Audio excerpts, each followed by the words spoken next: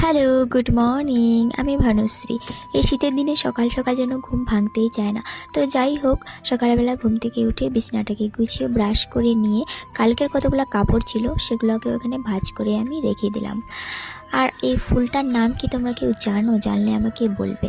আমাদের বাড়িতে এখন এই একটা ফুল আর গাঁদা ফুলটাই আছে। তো সকাল সকাল সূর্যি মামাও দেখা দিয়েছে। তারপরে চলে গেলাম আমার প্রথম কাজ স্কুলে।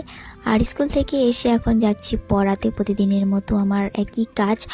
তো মা কালকে এনেছিল শাক, কিন্তু শাকগুলো শীতে রেখে দিয়েছিল, ভাজার আর মনে নেই। তো সেগুলো আমি আবার দেখলাম যে ওখানেই আছে। তো আজকে বাড়িতে আমাদের কেউ নেই, মানে সবাই গেছি বিয়ে বাড়িতে, মা বাবা বুনু সবাই। তাই এখানে সন্ধ্যাবাতি দিয়ে চলে গেলাম রান্নাঘরে। তো আজকে যেহেতু আমি একাই আছি তাই অল্প একটু মাটন এনেছিলাম। তো চলো আজকে এই পর্যন্তই। কেমন লাগলো ব্লগটা জানিও। See you in the next video. Tata.